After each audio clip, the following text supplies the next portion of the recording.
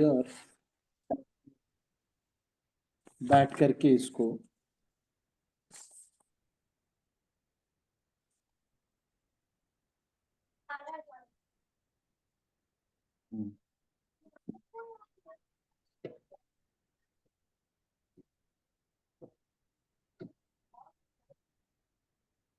तो पांचवा अध्याय है श्री नारद मुनि द्वारा श्रील व्यास देव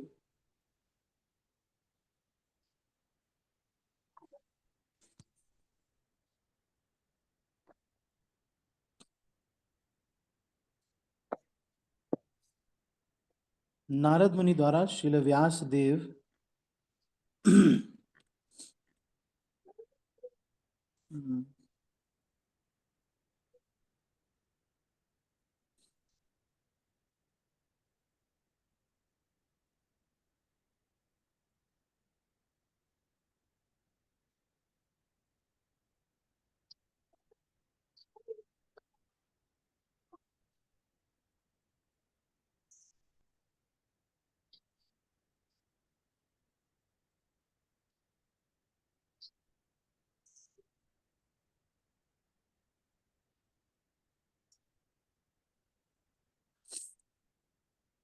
को श्रीमद् भागवतम के विषय में आदेश।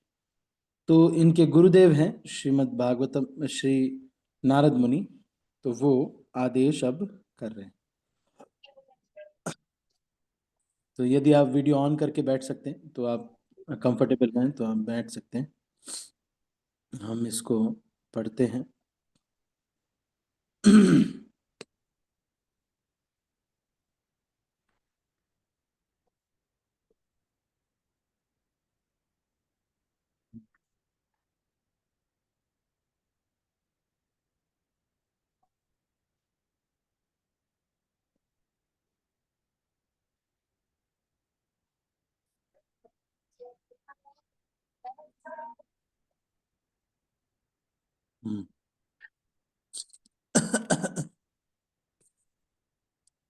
नारद मुनि द्वारा श्रील व्यास देव को श्रीमद् भागवतम के विषय में आदेश। सूत उवाच अथ त्वम, अच्छा इस ये मैं आपको बता दूं, इस जो अध्याय है इसका हम एग्जाम होगा, जो आपने पहले वाला पढ़ा। तो जो लोग नहीं अगर किए हैं तो आप एक बार अगर इस चैप्टर को पढ़ेंगे तो आप खुद से भी एग्जाम दे सकते हैं। इस चैप्टर का एग्जाम होगा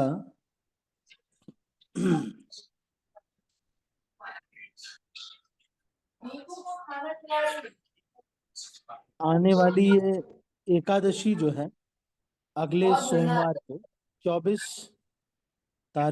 24 फरवरी को 24 फरवरी को इसका एग्जाम हम करेंगे। ठीक है, तो ये विजया एकादशी तक का आपका समय है। 24 फरवरी को इसका एग्जाम करेंगे। तो ये एक चैप्टर पढ़ना है आपको। आप इंटरनेट पे भी अगर लिखेंगे फर्स्ट SB 1.4.1 तो पहले श्लोक से आ जाएगा। ठीक है, तो उसके बाद आप इसको कर सकते हैं। ठीक है, तो पांचवा अध्याय हम पढ़ते हैं।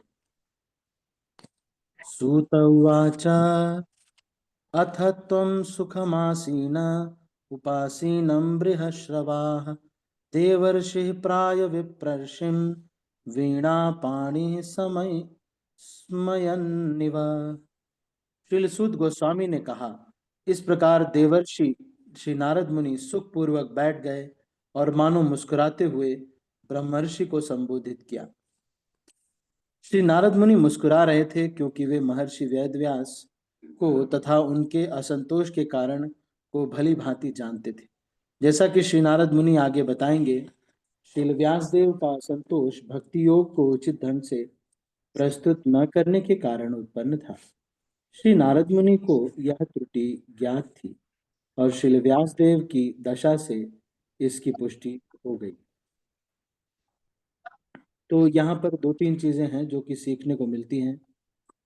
एक तो हमारे गुरु हमसे अधिक जानते हैं हमारे बारे में, क्योंकि उनके समक्ष ऐसे बहुत सारे लोग ऐसी ही परिस्थिति में आए हो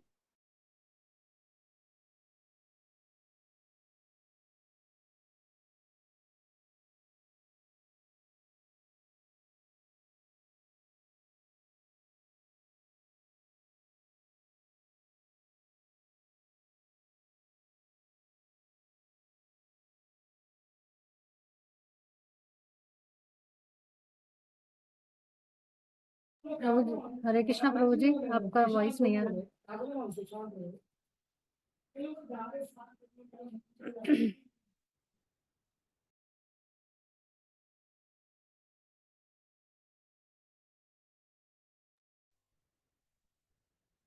तो श्रीमद् भागवतम के 5वें अध्याय, पहले स्कंद के 5वें अध्याय से चर्चा कर रहे हैं और इसको फिर से पढ़ते हैं। सूत उवाच अथ त्वं सुखमासीन उपासीनं बृहश्रवा देवर्षि प्राय विप्रर्षिं वीणा पाणी संयन्निव। श्री सूत गोस्वामी ने कहा, इस प्रकार देवर्षि नारद मुनि सुखपूर्वक बैठ गए और मानो मुस्कुराते हुए ब्रह्मर्षि श्री व्यास देव को संबोधित किया। तात्पर्य: श्री नारद मुनि मुस्कुरा रहे थे क्योंकि वे महर्षि वेद व्यासदेव को तथा उनके असंतोष के कारण को भली भांति जानते थे। जैसा कि श्री नारद मुनि आगे बताएंगे, श्री व्यासदेव का असंतोष भक्ति योग को उचित ढंग से प्रस्तुत न करने के कारण उत्पन्न था। नारद मुनि को यह त्रुटि ज्ञात थी और श्री व्यासदेव की दशा से इसकी पुष्टि हो गई। तो सबसे पहली चीज हमें ये सीखने को मिलती है कि हमसे जो वरिष्ठ हैं और हमारे जो गुरु हैं,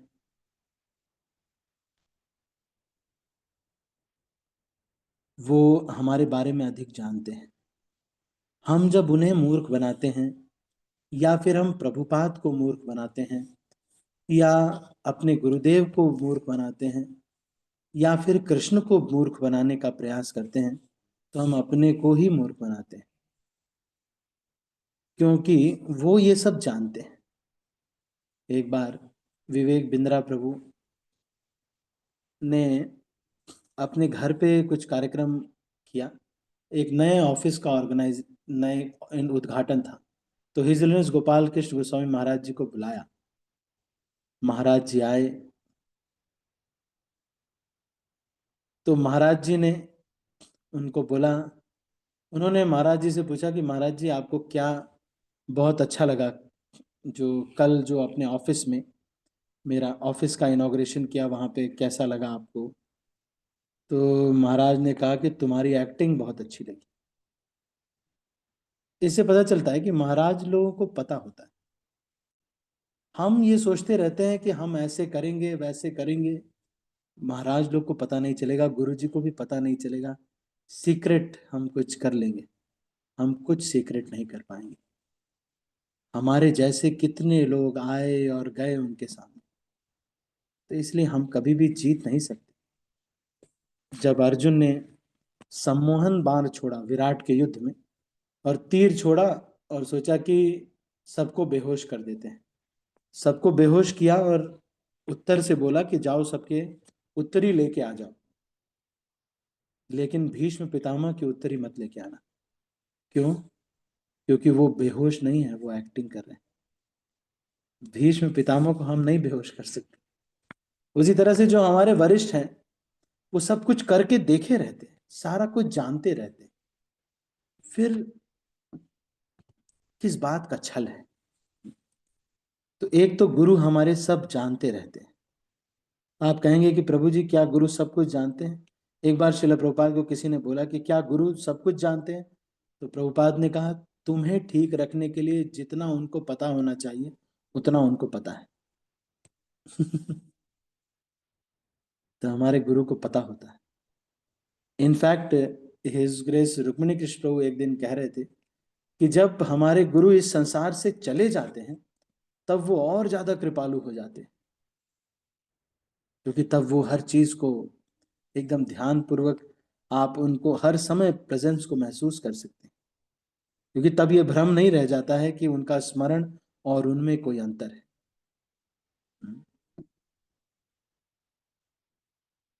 दूसरी चीज, जब तक हम कृष्ण की सेवा में अपने को पूरी तरह से एक्सप्रेस नहीं करेंगे, कृष्ण की प्रसन्नता के लिए अनमोटिवेटेड, अनइंटरप्टेड, अनकंडीशनल सेवा नहीं करेंगे, तब तक हम अंदर से संतुष्टि नहीं प्राप्त करेंगे।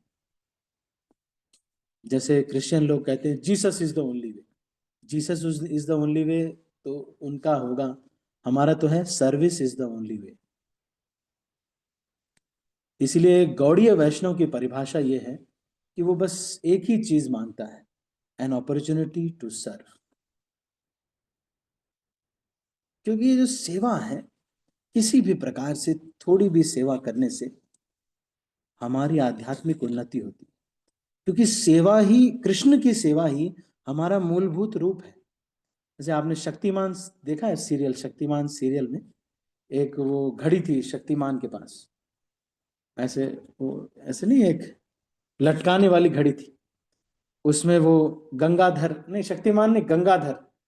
बहुत कम लोग को पता है कि गंगाधर ही शक्तिमान है ना? नहीं ऐसे शक्तिमान सीरियल आप लोगों ने नहीं देखा होगा, एक सीरियल आता था, तो उसमें वो घंटी घड़ी होती थी, उसमें बोलता था टिंग टिंग टिंग टिंग टिंग टिंग टिंग टिंग, ऐसे बोलता था।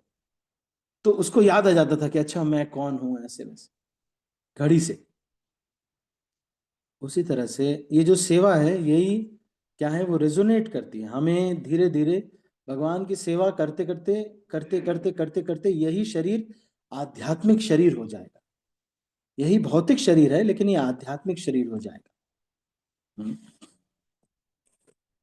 तो आप देखो, हमारे हिज ऑनर गोपाल कृष्ण गोस्वामी महाराज जी, जब उनकी तबीयत खराब थी, तो रात में 3:15 बजे, 3:30 बजे हाथ अपने आप उठता था, ऐसे ऐसे करने लगते खुद से ही, क्योंकि सेवा करने की आदत पड़ गई है। बेहोशी में भी कृष्ण की सेवा कर रहे हैं। तो ये यहाँ पर दो चीजें, एक तो ये कि कुछ भी कर लीजिए, सारे सारे के सारे वीडियो देख डालिए, सारे के सारे सीजन्स जो आजकल नेटफ्लिक्स पे चले हुए हैं, सारा नेटफ्लिक्स देख डालिए। सारे नेटफ्लिक्स में बस 3-4 चीजें बताई गई नेटफ्लिक्स में। क्या क्या? आहार, निद्रा, भय, मैथुन। यही 4 चीजें नेटफ्लिक्स में यही दिखाते हैं कि कोई खाना कैसे खा रहा है, होटल में जा रहा है शराब के साथ खा रहा है, या ऐसे कपड़े पहन के खा रहा है, वैसे नाच के खा रहा है। आहार, निद्रा, और सो रहे हैं, और भय मतलब बड़े बड़े घर से अपनी रक्षा करता है, गाड़ियों से रक्षा करता है, ताकि अपनी रक्षा करने के अलग अलग तरीके हैं उसके पास। बंदूक है, जैसे एक वो आजकल चला हुआ है ना, कौन सा शो, ये सब बंदूक रखते हैं ना। पता नहीं इतनी बंदूकें कहां से सबके पास आ जाती। किसी भी सीरियल में देखो, सबके पास बंदूकें हैं, पता नहीं कहां से आ जाती। कुछ चीजें तो बिल्कुल ही समझ में, मैं भी ये सोचता था पहले कि जब मैं गाता हूं तो मेरे पीछे तो कोई नहीं नाचता है, लेकिन जब हीरो लोग गाते तो उनके पीछे वाले लोग सब उनके साथ कैसे नाचने लगते। ये सब लोग, हमको ये पता नहीं था बचपन में कि ये पहले से ट्रेनिंग होती है उनकी। तो काहे जितना भी कर लो, हृदय में संतुष्टि नहीं होती। मैं कॉलेज के समय पे भी थोड़ा थिएटर हम करते थे। मैं सोचता था इसमें शायद एक्टिंग करने में संतुष्टि होती होगी, पर किया भी कई, उसमें काम भी किया, ड्रामा में काम किया, एक्टिंग थिएटर में किया। ये सब चीज़ों में संतुष्टि नहीं होती। मैंने 12 साल फर्स्ट प्राइज जीता है सिंगिंग कंपटीशन। जब मैं अंतिम साल में, मुझे याद है कि मैं गाया, मैंने फर्स्ट प्राइज फिर मिला, और एक लड़की आकर के, छोटी सी थी, उसने मुझे, मेरा पैंट पकड़ा और मुझे ऐसे कहती है कि क्या 2 जगह तो गलत कर दिया आपने। उस वो भी सीखी हुई थी कुछ बच्ची थी, पर उसका भी साउथ इंडिया से थी, कार्नाटिक म्यूजिक सीखा हुआ था। तो उसने कहा 2 जगह आपने गलत कर दिया। तब मैंने ये डिसाइड किया कि ये दुनिया के लोगों को पूरा संतुष्ट नहीं कर सकते। पूरा ऑडियंस मुझे फर्स्ट प्राइज दे रही है, जजेस फर्स्ट प्राइज दे रहे, लेकिन एक व्यक्ति नहीं संतुष्ट है। तो ये संसार में रहेगा ऐसा ही, असंतुष्ट रहेंगे लोग। हम्म। तब मैंने सोचा कि मैं केवल भगवान के लिए गाऊंगा, आज से पब्लिक के लिए गाना बंद, टोटल बंद, आज से केवल। तो जब तक हम पूरी तरह से भगवान की सेवा में संतुष्ट, सेवा में ही संतुष्टि मिलती है। एक्सप्रेस अगर नहीं करेंगे अपने आप को, तो इसीलिए एक भक्त को नया नया आइडिया होना चाहिए, कैसे मैं नई सेवा करूं, कुछ और करूं, कृष्ण के लिए कुछ और करूं, नया सोचूं, कुछ और नया करूं। अच्छा, जो माता जी है वो सोच रही है कि नहीं, मैं क्या करती हूँ, आसपास की लड़कियों को थोड़ा सा कुछ तो करूं मैं, है ना, उनको बुला करके ट्रेनिंग दूं, या कुछ नहीं तो ऐसा करते हैं कि आसपास में थोड़ा खिचड़ी, एक दिन दाल राइस ज्यादा बना देते हैं, मिक्स करके वही बांट रहे हैं, हरे कृष्णा बजा रहे हैं, वही कीर्तन कर रहे हैं। कुछ नहीं तो बुक डिस्ट्रीब्यूशन कर रहे हैं। कुछ भी नया खोज खोज करके सेवा नया खोज रहे हैं और कर रहे हैं। इस तरह से जो है हमको करना चाहिए। नए नए सेवा के तरीके खोजने चाहिए। क्यों? क्योंकि यही हमारा, कृष्ण का सेवा ही हमारा एकमात्र क्या है, धन है। आगे क्या कह रहे हैं? नारद उवाच पाराशर्य महाभाग भवतः कच्चिदात्मना परितुष्यति शारीर आत्मा मानस एव वा। पराशर पुत्र शील व्यासदेव को संबोधित करते हुए श्री नारद मुनि ने पूछा, आप मन या शरीर को आत्म साक्षात्कार का लक्ष्य मानकर संतुष्ट हो? तात्पर्य, श्री नारद मुनि द्वारा श्री व्यासदेव को उनके असंतोष के कारण का यह संकेत था। श्री व्यासदेव को अत्यंत शक्ति संपन्न ऋषि पराशर के वंशज होने के कारण असामान्य पैतृक विशेषाधिकार प्राप्त था, जिससे उनके असंतुष्ट रहने का कोई कारण नहीं होना चाहिए था। महान पिता के महान पुत्र होने के कारण उन्हें आत्मा की पहचान शरीर या मन से नहीं करनी चाहिए थी। अल्प बुद्धि वाले सामान्य जन शरीर को या मन को आत्मा के रूप में स्वीकार कर सकते हैं, लेकिन श्री व्यासदेव को ऐसा नहीं करना चाहिए। तो ये जब तक हम अपने शरीर को और मन को संतुष्ट करने के लिए प्रयास करते रहेंगे, खूब इसको देते रहेंगे, ये मन कभी संतुष्ट नहीं होगा और ये जो शरीर है ये भी संतुष्ट नहीं होगा। जितना भी इसको दे देंगे ये संतुष्ट होगा ही नहीं और हम ऐसे ही भागते रह जाएंगे। तो एक कहानी आती है, एक व्यक्ति था, एक राजा ने एक घोषणा की कि मैं एक दान करना चाहता हूं, जो भी व्यक्ति दिन भर में जितनी जमीन नाप देगा और लौट के वापस आ जाएगा, उतनी जमीन उसकी हो जाएगी। राजा ने ये घोषणा की और सारे लोग ट्राई करने लगे, बहुत सारे लोग ट्राई करना चाहते थे। तो जो पहला व्यक्ति था वो गया, जितना हो जाता उससे और लगता कि नहीं और ले ले और ले ले, ऐसे करते करते भूख और बढ़ती बढ़ती बढ़ती बढ़ती बढ़ती बढ़ती और ज्यादा लेने का प्रयास करता।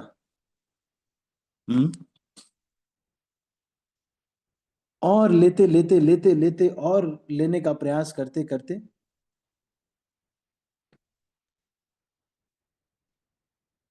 लास्ट में वो बेहोश हो गया, बेहोश होके गिर गया और लौट नहीं पाया। क्यों? क्योंकि भूख बहुत बढ़ गई थी, भूख इतनी अधिक बढ़ गई थी।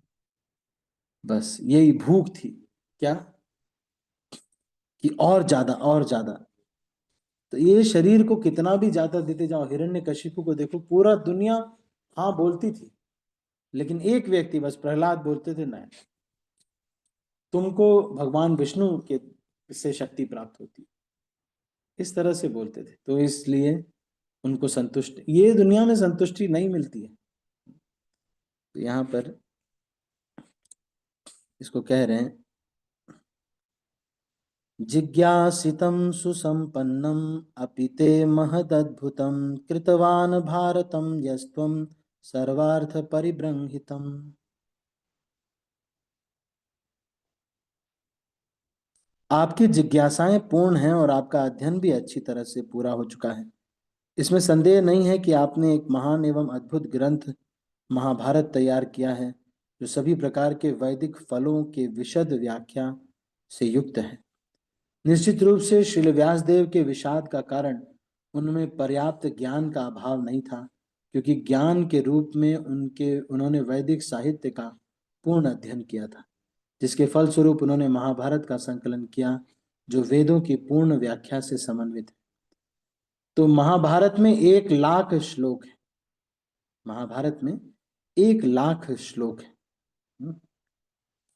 और ये जो महाभारत है इसमें जो 4 पुरुषार्थ हैं, वेदों में 4 पुरुषार्थ धर्म अर्थ काम मोक्ष, इसके बारे में बताया गया है।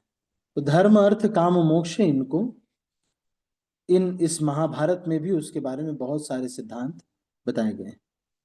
जिज्ञासितम् अधीतं च ब्रह्म यत्तत् सनातनं तथापि शोचस्यात्मानं कृतार्थ एव प्रभो। आपने निराकार ब्रह्म विषयक एवं उससे प्राप्त होने वाले ज्ञान को अच्छी प्रकार से लिपिबद्ध किया है, तो इतना सब होते हुए हे मेरे प्रभु, आपने आपको व्यर्थ समझकर निराश होने की क्या बात है। अपने आप को वेदांत सूत्र या ब्रह्म सूत्र का संकलन श्रील व्यासदेव ने किया है। उसमें निर्गुण ब्रह्म की पूर्ण चर्चा की गई है और यह विश्व की सर्वाधिक सम्मानित दार्शनिक व्याख्या मानी जाती है। इसमें शाश्वत के विषय को अच्छे से समझाया गया है और इसकी प्रतिपादन शैली पांडित्यपूर्ण है। अतएव श्रील व्यासदेव के दिव्य पांडित्य के विषय में संदेह करने का प्रश्न ही नहीं उठता। तो फिर उन्हें इस प्रकार शोक क्यों करना चाहिए। व्यास उवाच अस्त्येव मे सर्वमिदं त्वयुक्तं तथापि नात्मा परितुष्यते मे तन्मूलमव्यक्तमगाधबोधं पृच्छामहे त्वात्मभवात्मभूतम्। अब देख रहे हैं व्यासदेव स्वयं भगवान के अवतार हैं, भगवान के लेखन कला के अवतार हैं और वो नारद मुनि से प्रश्न पूछ रहे हैं। ये भगवान स्वयं जो अपने भक्त की महिमा आगे बढ़ा रहे हैं। व्यासदेव ने कहा आपने मेरे विषय में जो कुछ कहा वह सब पूर्ण रूप से सत्य है। इन सब के बावजूद मैं संतुष्ट नहीं हूं, अतएव मैं आपसे अपने असंतोष के मूल कारण के विषय में पूछ रहा हूं। तो ये जब हम कभी किसी को देखते हैं कि वो बहुत खुश है भौतिक संसार में, डिस्को में जा रहा है, नाच रहा है, सारे प्रकार के पाप कर रहा है, शराब पी रहा है, बहुत खुश है, ऐसे ऐसे नाच रहा है। आजकल भी एक नाचने का वीडियो बहुत फेमस हो गया है, सब नाच रहे हैं, बहुत खुश हैं, है ना। तो ये जो बहुत खुश लग रहे हैं तो हमको लगता है कि यार दुनिया वाले ही मजे कर रहे हैं, हम तो बेचारे देखो कहाँ फंस गए माला मूला में। या हम, अरे हम तो क्या देखो, हम फंसे नहीं, वो बेचारे उनको पता ही नहीं, कुछ पता ही नहीं है उनको। तो वो किसी भी वो ये जो कृष्ण भावनामृत के अलावा कुछ संतुष्टि उसको उनको देगा ही नहीं। मन में संतोष तो केवल यही कृष्ण भक्ति ही देगी, क्योंकि आप स्वयंभू बिना की संतान होने के कारण अगाध ज्ञान से युक्त व्यक्ति हैं। अतः मैं आपसे अपने असंतोष के मूल कारण के विषय में पूछ रहा हूं। तात्पर्य भौतिक जगत में प्रत्येक व्यक्ति शरीर या मन की पहचान आत्मा के साथ करता है, इसलिए इस भौतिक जगत का संपूर्ण ज्ञान या तो शरीर से या मन से संबंधित होता है। यही समस्त विषादों का मूल कारण है।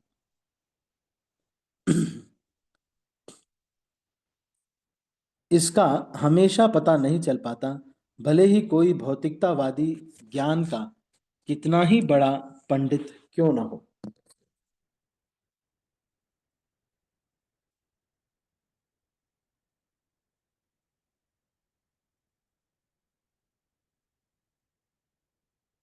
अतः ऐसे विषादों के मूल कारण के निराकरण के लिए श्री नारद मुनि जैसे व्यक्ति की शरण ग्रहण करना ही श्रेष्ठ है।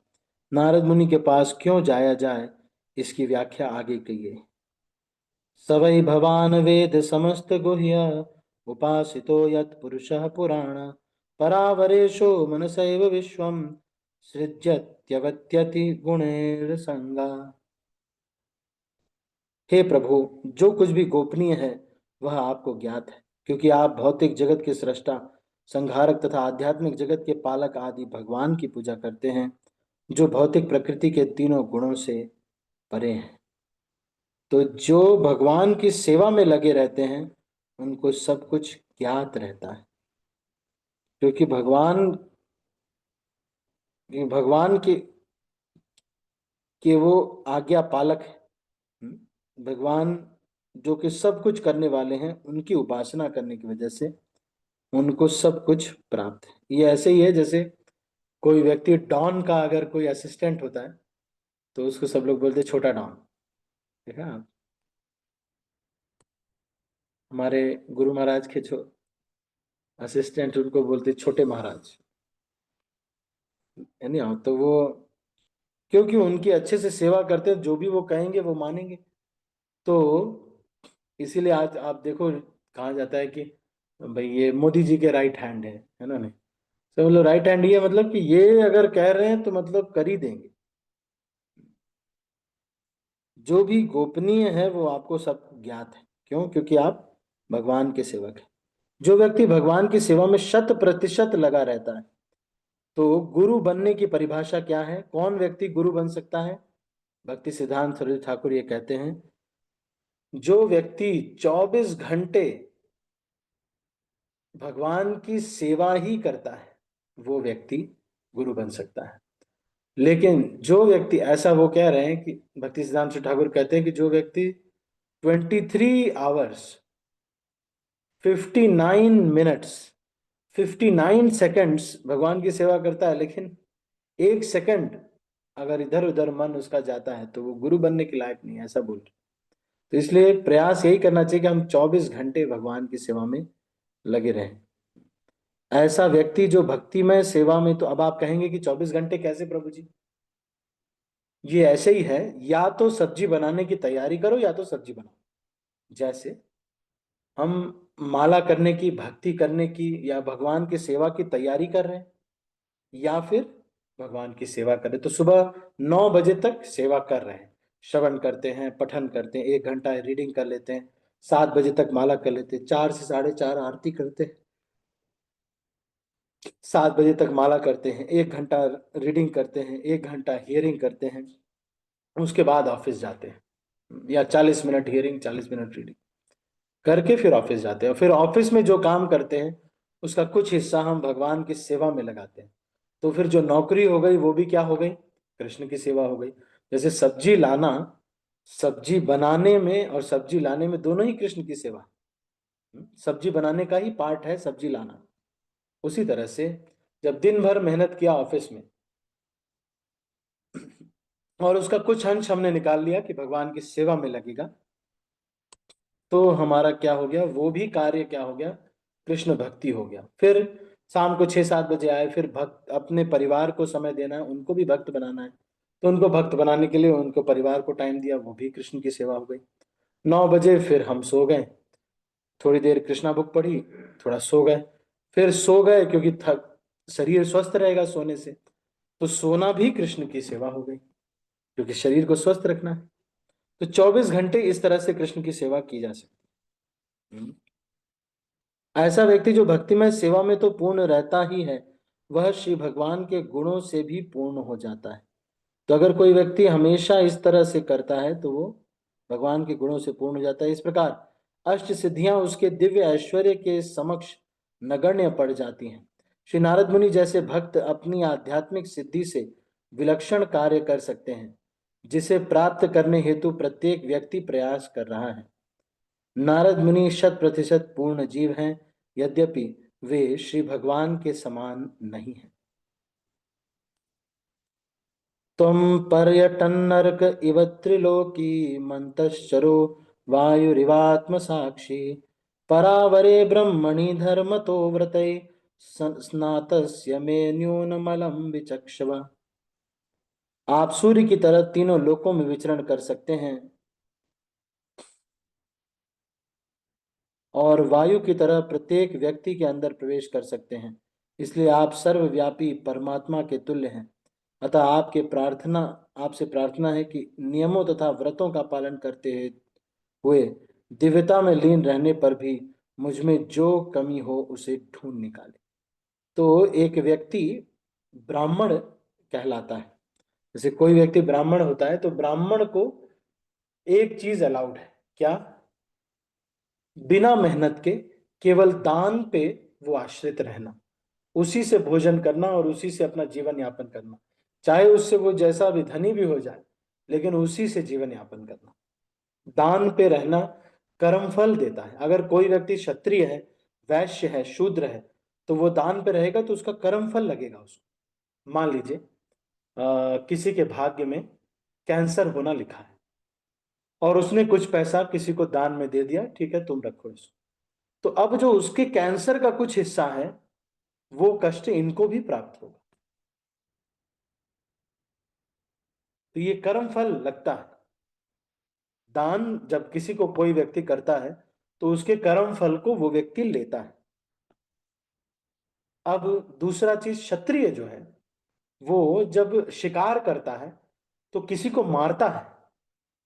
मारना पाप है, लेकिन मारने को कर्म फल नहीं लगता क्षत्रिय को। क्यों? क्योंकि वो सारे समाज में ब्राह्मणों की, स्त्रियों की, वृद्धों की, बच्चों की एवं धर्म की रक्षा करता है। इस रक्षा करने की वजह से उसका पाप खत्म किया जाता है। इस तरह से ब्राह्मण का पाप कैसे खत्म किया जाता है? ब्राह्मण को 6 चीजें करते रहना चाहिए: पठन, पाठन, यजन, याजन, दान, प्रतिग्रह। मतलब ब्राह्मण यही 6 कामों में लगे रहना चाहिए। क्या क्या है 6 कार्य? पहला है पठन, शास्त्र अध्ययन करना। पाठन, शास्त्र पढ़ाना। यजन, यज्ञ करना, मतलब संकीर्तन यज्ञ हो या खुद हरिनाम जप हो, 24 घंटे ये 6 चीजें करना चाहिए। यजन, याजन, यज्ञ करवाना, दूसरों को कीर्तन करवाना, यज्ञ करवाना, जप करवाना इत्यादि। पठन, पाठन, यजन, याजन। दान और प्रतिग्रह, केवल दान पर आश्रित रहना, और अगर अधिक आवश्यकता से अधिक अगर आ जाए तो और लोगों को भी दान करना। तो पठन, पाठन, यजन, याजन, दान, प्रतिग्रह, ये जो व्यक्ति करता है वो क्या है व्यक्ति? वो ही व्यक्ति ब्राह्मण है। तो ये सारी चीजों में जब व्यक्ति पठन, पाठन, यजन, याजन, पूजा इत्यादि कृष्ण हरे पर जब वो लगा हरे रहता कृष्ण है, हरे हरे हरे राम राम राम हरे हरे हरे कृष्ण कृष्ण कृष्ण हरे हरे हरे राम। जब कोई व्यक्ति इसी में लगा रहता है दिन भर, जो ब्राह्मण है, तभी वो व्यक्ति, अगर वो दिन भर ये नहीं अपने दूसरे दूसरे भी काम कर रहा, तो फिर वो व्यक्ति कर्म फल को सारा भोगना पड़ेगा। कैंसर वैंसर खुद ही होगा, खुद ही अपने बच्चों की तबीयत खराब होगी, सब होगा। ठीक है, तो आज हम इसको यहीं पर करते हैं। 8वें श्लोक, 7 श्लोक तक हमने, अच्छा, दिव्य अनुभूति, पुण्य कर्म, विग्रह पूजा, दान, दया, अहिंसा तथा कड़े अनुशासनिक नियमों के साथ शास्त्रों का अध्ययन, ये सदैव मनुष्य के सहायक बनते हैं। तो शास्त्रों का अध्ययन करना चाहिए, पुण्य करते हुए, विग्रह पूजा करते हुए, दान, दया, अहिंसा और कड़े अनुशासनिक नियमों के साथ शास्त्रों का अध्ययन करना चाहिए। तो जब ब्राह्मण इस तरह का एंगेज रहता है तभी वो कर्म फल कटते हैं उसके, नहीं तो कर्म फल नहीं कटते। अगर वो दान पे रह रहा है तो सारे उसके कर्म फल उसको लेने पड़ेंगे। 24 घंटे कृष्ण की सेवा में लगा हुआ है, भगवान के ही चिंतन में, तभी वो कर्म फल। नहीं तो जितने परसेंट, मान लीजिए 24 घंटे हैं, 24 घंटे में कोई ब्राह्मण है वो 2 घंटे तो भगवान की पूजा करता है, लेकिन बाकी सारे दिन वो क्या करता है? दूसरा ही कुछ और करता है। उन्होंने कुछ और ही करा, रील्स बना रहा है, वीडियो बना रहा है कि हम, है ना, यहाँ का कुछ और काम कर रहा है, या गार्ड बन गया है कहीं पे। तो ये सब अगर कर रहा है तो उतने परसेंट वो दान का जो कर्म फल है वो हमको लगेगा। तो 24 घंटे में से अगर किसी ने 2 घंटे, मान लो 20 घंटे हैं, 2 घंटे उसने क्या किया? भगवान की सेवा की, बाकी नहीं की, तो 10% ही उसके कर्म फल कटेंगे उस व्यक्ति के। और बाकी जो 90% है, 90% है, वो कर्म फल उस व्यक्ति को लेने पड़ेंगे जो व्यक्ति ने दान लिया है। तो उसका जो है कर्म फल उसको भोगना पड़ेगा। पठन, पाठन, यजन, तो ब्राह्मण, क्षत्रिय, वैश्य, वैश्य को बताया गया है कि वो जो है वाणिज्य जब करता है या कुछ भी सेल परचेज या इस तरह का बिजनेस करता है तो 50% तक वो प्रॉफिट ले सकता है। मतलब अगर वो 100 रुपए का कोई चीज है तो उसको 150 में बेच सकता है। उसको ये, वैसे तो ये झूठ है ना, और झूठ बोलना उसको अलाउड है।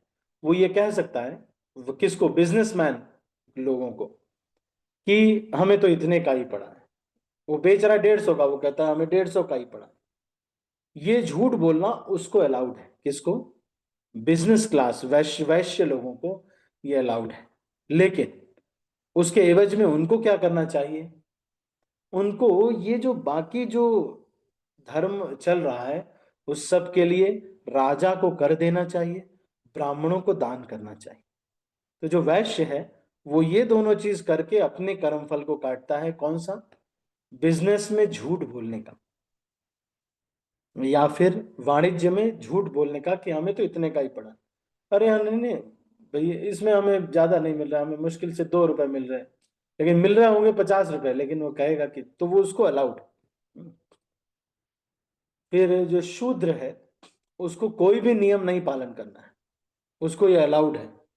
वो किसी भी प्रकार से रह सकता है शूद्र जो है, लेकिन उसके एवज में उसको क्या करना होता है? सारा परिचर्या, उसको अशुद्ध जो है परिचर्या का कार्य उसको दिया जाता है। तो इस तरह से सारे जो वर्ण है उनको कुछ कुछ चीजें अलाउ की गई हैं, वो कुछ कर्म फल को काट करके अलाउ। ठीक है, तो अभी हम इसको यहीं पर क्लोज करते हैं। अभी हम एक श्लोक याद करेंगे। तो हमारे पास अभी 12 मिनट है।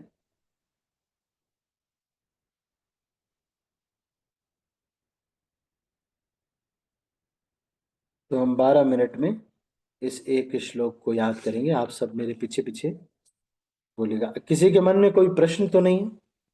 एनी क्वेश्चंस आज की चर्चा में से?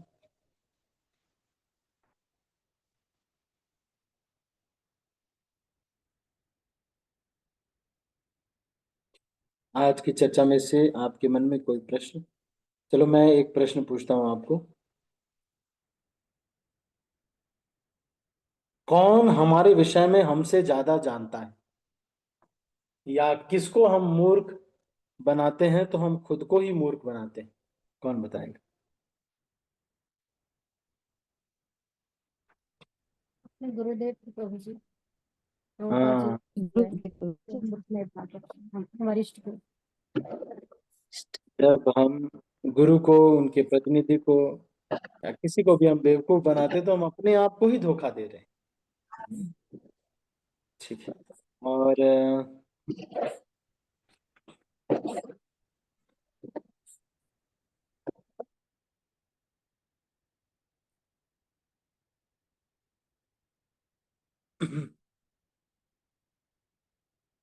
हम्म,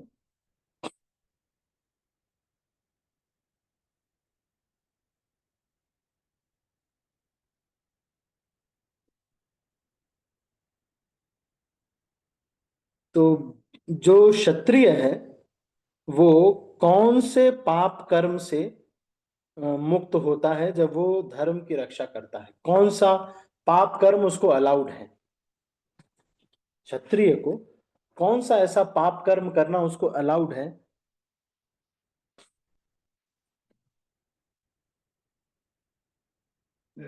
जो कि वो धर्म की जब रक्षा करता है, ब्राह्मणों की रक्षा करता है, तो उससे वो कर्म फल कटता है।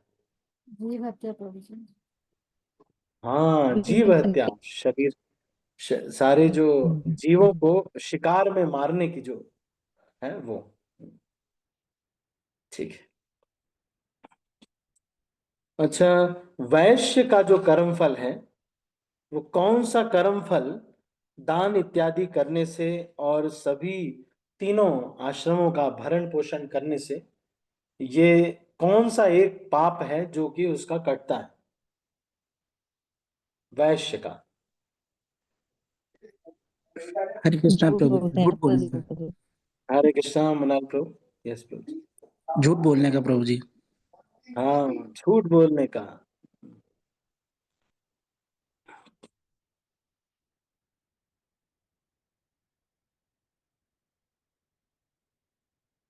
और ब्राह्मण का कौन सा पाप है कौन सा ऐसा पाप कार्य ब्राह्मण करता है जो कि उसके 24 घंटे भगवान की सेवा में लगे रहने से ही वो कटता है?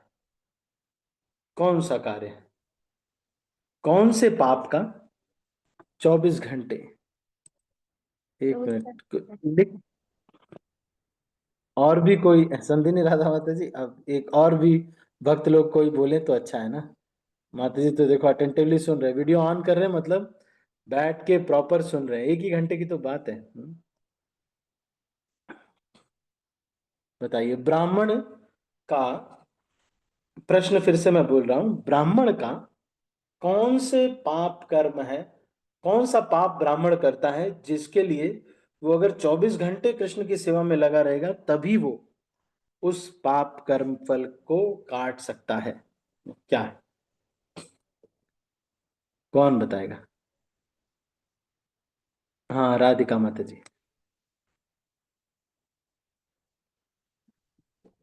हरे कृष्णा, मुझे दंडवत प्रणाम। प्रणाम। प्रभु जी, वो सबसे दान लेते हैं ना। हम्म। हाँ। ब्राह्मण क्योंकि और दान लेते हैं। पूरे 24 घंटे उनको करना चाहिए। हाँ, तो जो दान पर अगर आश्रित है, कोई व्यक्ति दान लेकर के अपना भरण पोषण कर रहा है, सब कुछ दान में आ रहा है, तो दान के धन पर जब निर्वाह कर रहा है, मतलब एक भी सेकंड उनका इधर उधर किसी और चीज में नहीं लगना चाहिए। अगर किसी और चीज में कृष्ण के अलावा, चाहे कृष्ण के लिए बिल्डिंग ही बना रहे हो चलेगा, लेकिन कृष्ण की सेवा में लगे रहेंगे तब तो ठीक है। अगर कृष्ण की सेवा में जितनी देर नहीं लगे रहेंगे उतनी परसेंट कर्म फल उनको लेना पड़ेगा। तो अगर मान लो उनके भाग्य में लिखा हुआ है ब्लड कैंसर होना चाहिए, तो हमको भी उतना परसेंट फिर ब्लड कैंसर, मान लो फिर दूसरे कैंसर में डिवाइड हो जाएगा, क्योंकि ब्लड कैंसर ज्यादा बड़ा कैंसर है, तो छोटा कैंसर इनको भी हो जाएगा, उनको भी हो जाएगा। इनको हो जाएगा थ्रोट कैंसर, उनको हो जाएगा लिप कैंसर। ऐसे करके बढ़ जाएगा। क्यों? क्योंकि आपने इतना ही सेवा किया 24 घंटे में, इतने घंटे आपने कृष्ण की सेवा नहीं। अब किसमें कोई चीटिंग नहीं कर सकता, ये बता रहा हूं, कोई चीटिंग नहीं चलती इसमें। मैंने इसको होते हुए देखा है। जो ब्राह्मण ऐसे होते हैं, दिखाते हैं कि मैं 24 घंटे लगे, लेकिन घर में अपना टीवी वीवी देखते हैं फर्स्ट क्लास अपना, और बच्चे उनके आराम से मजे कर रहे हैं, इधर उधर पाप भी कर रहे हैं, गालियां भी दे रहे हैं, तो सारे बच्चे जो हैं, बच्चों का चरित्र बिल्कुल बर्बाद हुआ जाता है। और क्यों? क्योंकि वो ब्राह्मण 24 घंटे भगवान की सेवा में नहीं लगा हुआ। ठीक है, तो यहाँ तक हो गया। 5 मिनट हमारे पास हैं, हम एक श्लोक याद करते हैं। हरे कृष्ण प्रभु जी, दंड प्रणाम। धन्यवाद, प्रणाम। प्रभु जी, ब्राह्मण को तो हम लोग दान देते हैं, मतलब अपनी खुशी से दान देते हैं, वो तो हमसे हाँ, तो मांगते नहीं आप है तो ना फायदे प्रभु में, जी। हाँ तो आप तो फायदे में है ना, बढ़िया है, आपका क्या है? हाँ। आप तो खूब फायदे में है। और आपके लिए तो यही फायदा है कि वो अपना पर्सनल यूज कर ले। अगर वो पर्सनल यूज कर लेगा अपनी सेवा में, मतलब अपने और अपने परिवार की सेवा में, और कृष्ण मान लो कृष्ण के मतलब उसमें वो नहीं लगा हुआ है, कृष्ण की सेवा 24 घंटे नहीं कर रहा है, तो हमारा तो पूरा ले लिया, आपका तो पूरा ब्लड कैंसर चला गया।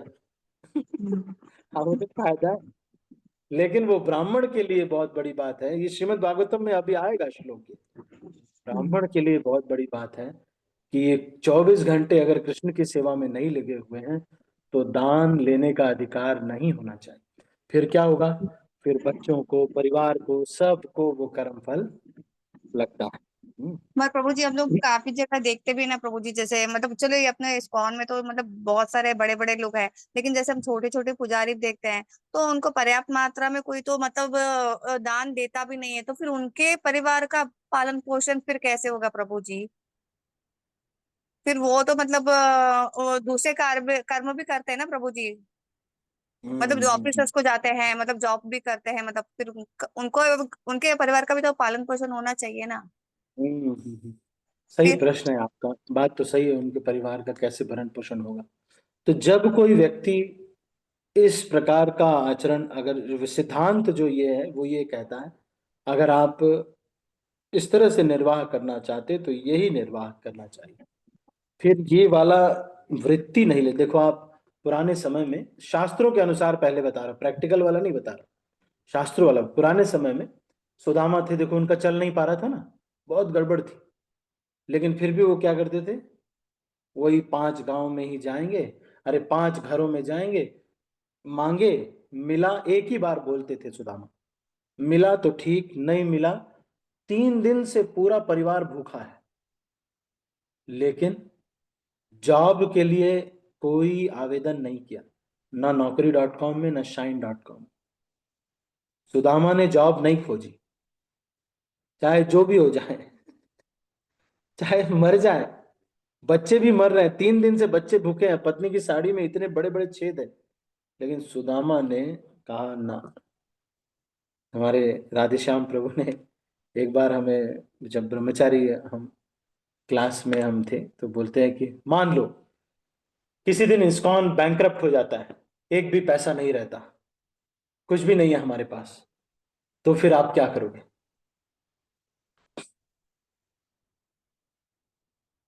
तो फिर राधेश्याम प्रभु बोलते हैं कि we will beg and preach, but still we will preach. We will still preach. हो सकता है कि इस्कॉन पूरा लोग बता दे सब कुछ, लेकिन we will still preach Krishna consciousness, जो भी करेंगे, पर अपनी जो ब्राह्मण वृत्ति है वो ही रहेगी। और 24 घंटे भगवान की सेवा के लिए रोज किताबें लेके निकल जाएंगे, बुक डिस्ट्रीब्यूशन करेंगे, भगवान की सेवा करेंगे, करेंगे तो करेंगे जरूर।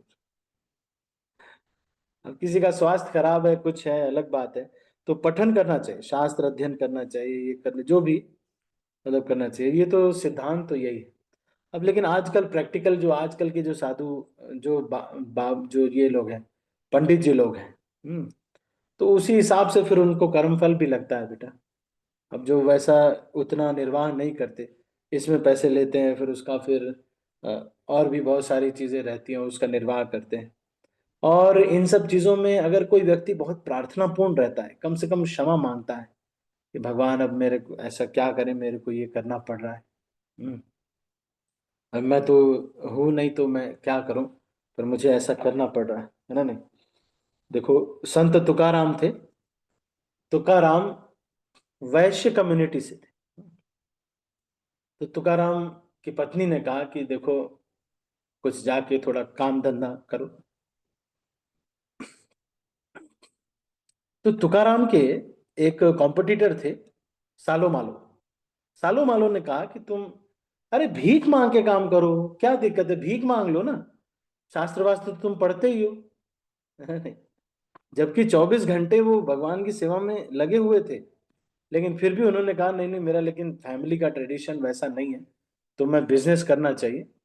इसलिए उन्होंने कहा भिक्षा पात्र अवलंबने, जड़ो चिड़े ला जिड़वाने, ऐसी याची नारायणे। मतलब भिक्षा पात्र अवलंबने, जड़ो जिड़े ला जिड़वाने, मतलब चाहे कितना भी कुछ भी हो जाए, मर जाए, लेकिन भिक्षा पात्र का अवलंबन हम जो वैश्य हैं, ब्राह्मण हैं, अरे क्षत्रिय हैं, इनको नहीं। जो व्यक्ति केवल और केवल कृष्ण पर आश्रित है, वही व्यक्ति को दान पर जीवन जीना चाहिए। तो वो कर्म फल का ये जो है, तो अभी के लिए आजकल के पंडित जी लोगों को कम से कम क्षमा मांगना चाहिए कि भगवान मुझे ऐसा करना पड़ रहा है, तो हम अभी क्या करें, और कुछ नहीं कर सकते, और मैं चाहता तो हूँ पर इससे इतना निर्वाह नहीं हो पाएगा। आज ही मैं एक पंडित जी से बात कर रहा था, तो उनको 5,000 रुपये सैलरी मिलती है।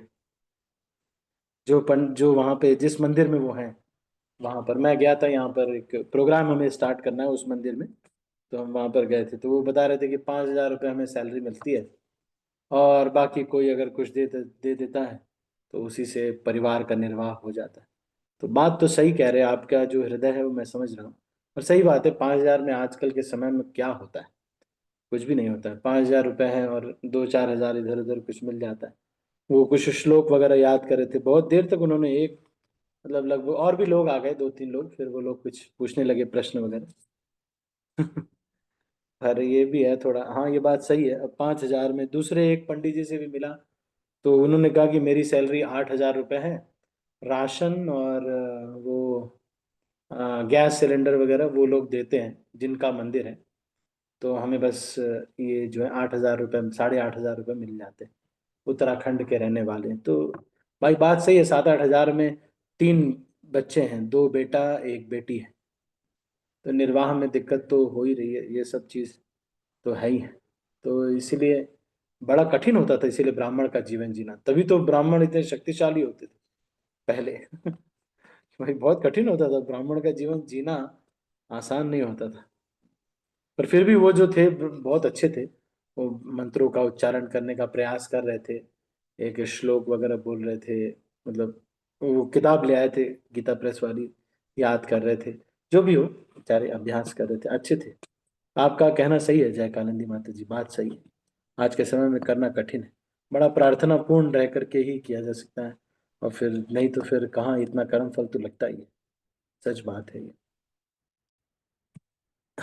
ठीक है, आज ये श्लोक तो याद हो नहीं पाया, और कुछ किसी को कहना है? हरे कृष्णा प्रभु जी। हाँ अमराल प्रभु बोलो। प्रभु जी एक प्रश्न है इसी से रिलेटेड, जो आज दान से रिलेटेड था। तो छोटा सा ही प्रश्न है, जैसे कि इस्कॉन में भी जैसे लव फीस्ट वाले दिन प्रसादम रहता है संडे के दिन, हाँ। तो वो भी किसी न किसी भक्त की तरफ से ऑफर्ड ही रहता है प्रभु जी, मतलब ना। हम्म। और वैसे तो वो होता तो संतों के लिए ही है, बट हम लोग फिर भी मतलब मतलब पा लेते हैं वहाँ पे बैठ के, तो फिर तो वो भी गलत होना चाहिए। हाँ तो आप देखो यहाँ कुंभ मेले में जो भंडारे होते हैं ना, उसमें ये लोग खाते नहीं है, बहुत सारे लोग वहाँ, मेरे बुआ जी लोग हैं, वो लोग कहते हैं हम थोड़ी ना खाएंगे। मैं बोला कि अरे इस्कॉन में जाओ खा लो, ये क्या है? बोलते हम थोड़ी खाएंगे वहां पे, अरे हम तो दान कर करेंगे कि हम खाएंगे, बात तो सही है। तो मेरे पिताजी भी बड़ा वो करते थे, कहते थे तुम्हारे वो, हम भाई दान वाले में नहीं खाएंगे। उनको लगता था कि ये थोड़ा पुराने संस्कार ऐसे ही है ना पहले के। लेकिन हम हमें तरीका बताया गया है, राधेश्याम प्रभु ने क्या बताया और या भक्तों ने क्या बताया, जी। ये बताया कि भाई आप कुछ लेके जाइए, है ना, जैसे एक हम्म। अमरूद हो गया, कुछ नहीं लेके आए तो आपको पैसे कुछ भी, जो भी आपने, अगर स्टूडेंट हैं तो 1-2 रुपए कुछ जाके वहां पे हुंडी में डाल दो, कुछ कर्म आपने वापस कर दिया ना, कर्म फल, तो आपका स्थिति कैसा है। तो इसलिए जब भी आप जैसे भंडारे में कहीं खाने जाते हैं, यहाँ पर बड़ा सिस्टम है आजकल, जैसे देखो हम यहाँ अणु में हम प्रोग्राम करते हैं यहाँ पर, तो इस बार जैसे जो भी वहाँ पर क्लास करने के लिए आते हैं, तो हम कथा करें, तो कथा के बाद वो लोग बोलते हैं कि हम प्रसाद उनको दिया, तो बोलते हैं अरे आप तो सन्यासी हैं, आप हमारे लिए प्रसाद लेके आते हैं, ये तो गलत है। मैंने बोला आप डरिए मत, इसका कुछ नहीं, आप अपनी तरफ से कुछ दान कर सकते हैं, वो ठीक है, पर जो है ये हम भोग लगाते हैं, तो मंदिर का प्रसाद खाना बड़ा जरूरी है, क्योंकि भगवान के विग्रहों को एक ब्राह्मण ब्रह्मचारी के द्वारा भोग लगाया जाता है, वो कितना शुद्ध होगा, वो अपनी गायत्री थ्रेड जो होती है उसको अब ऐसे गायत्री से स्पर्श करा करके उसको शुद्ध करके वो भोग लगा रहे हैं, तो बहुत शुद्ध है।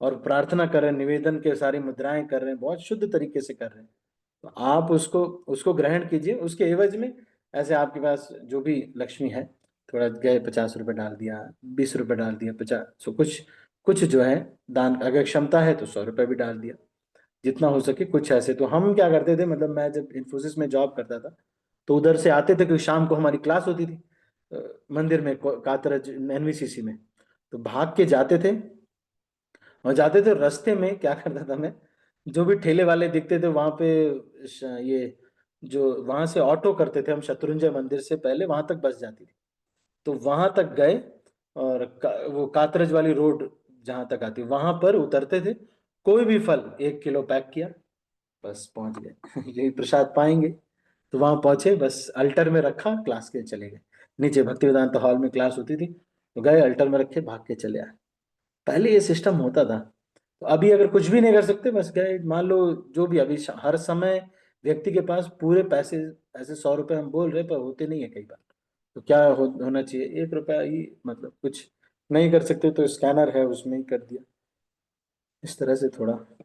लेकिन ये नहीं सोचना चाहिए कि अरे मंदिर में खाएंगे क्या, अरे भैया फिर तो फिर शुद्ध इतना है वो अनाज को इतना शुद्ध किया गया, भक्त लोगों ने किस तरह से उनको उसको अर्पित किया, और भगवान के विग्रह को अर्पित किया गया, उसको ग्रहण करना चाहिए, है ना नहीं?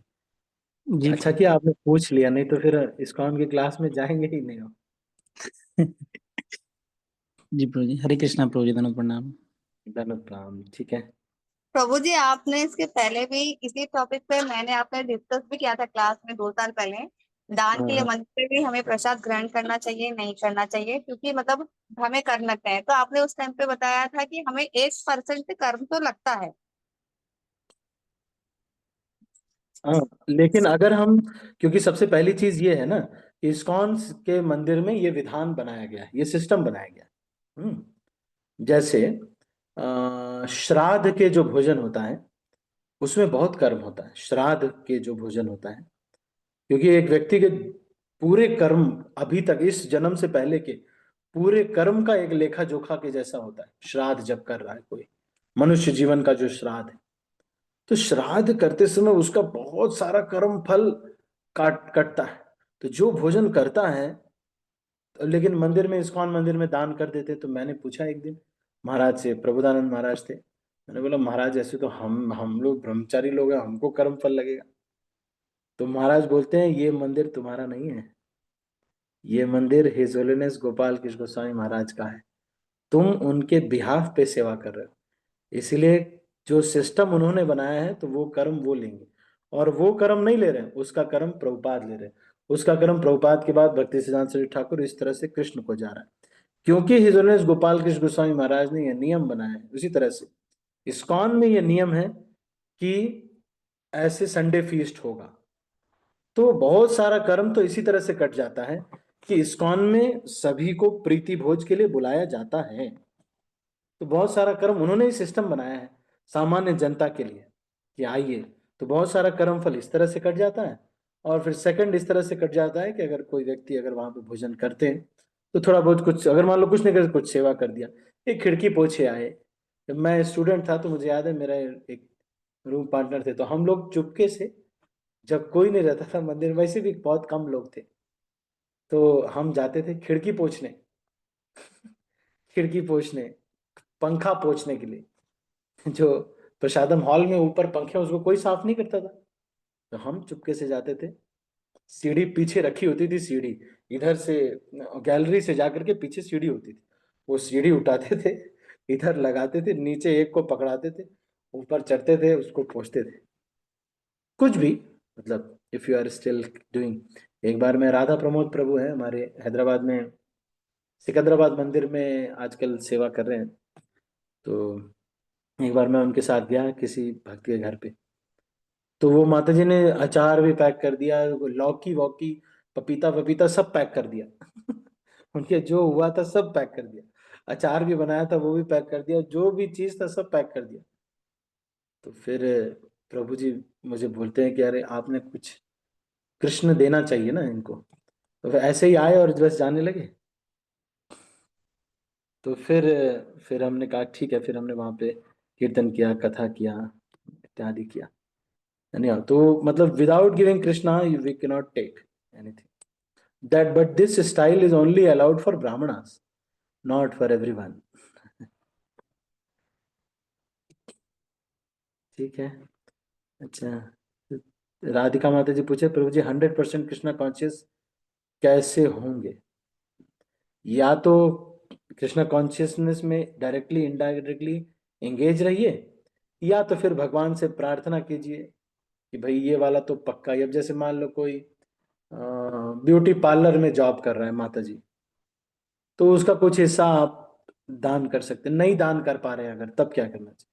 तब भगवान से प्रार्थना करना चाहिए, भगवान मैं तो नहीं कर पा रहा। अब भाई ब्यूटी पार्लर चला रहे तो उससे जो भी खर्च आता है उससे हमारा कुछ किसी तरह से खर्च वर्च चल पाता है, तो इतना तो नहीं है। लेकिन मैं ये 100 रुपये हर महीने में दान कर दूंगी बस, इससे ज्यादा तो मैं नहीं कर पाऊंगी, बस इतना मेरा यही चल रहा है बस भाई।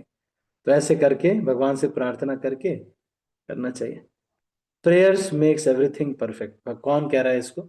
शुक्राचार्य इसके बारे में बताते हैं, है ना, कि आप जब आपका नाम लेकर के अगर कोई व्यक्ति प्रार्थना करता है तो उससे सर्वम करोति निश्चिद्रम हरे नामानुकीर्तनम, है ना नहीं? तो इस तरह से कर सकते हैं, है ना नहीं? पर भगवान से चीटिंग ज्यादा चलती नहीं है, कर्म फल वाले में भी ना ज्यादा चीटिंग चलती नहीं है। जेन्युइन जो रहेगा तो ठीक है, नहीं रहेगा तो भगवान तो पकड़ लेते हैं। हो सकता है सनातन गौरचंद्र प्रभु को ना पता चल सके लेकिन भगवान को तो सब पता रहता है। भगवान सारा हिसाब अच्छा करते हैं, बहुत अच्छा। ठीक है, तो अभी इसको यहीं पर क्लोज करते हैं, अभी बहुत समय हो गया, हमको जल्दी सोना है। तो आप सभी भक्तों का बहुत बहुत धन्यवाद। आप लोग भी जल्दी सो जाइए ताकि जल्दी उठिए, जप कीजिए। सुबह अगर आप आ सकते हैं सुबह तो सुबह जप भी कर सकते हैं, ये इसी चैनल पर जप भी कर सकते हैं हरे कृष्णा। ठीक है, और किसी को कुछ कहना है? Anything else? ठीक है। शिल प्रभुपाद की जय, गौर भक्त वृंद की जय, निताई गौर प्रेमानंदे। मैं सब भक्तों को अनम्यूट कर रहा हूँ और इस हरि हरि मीटिंग को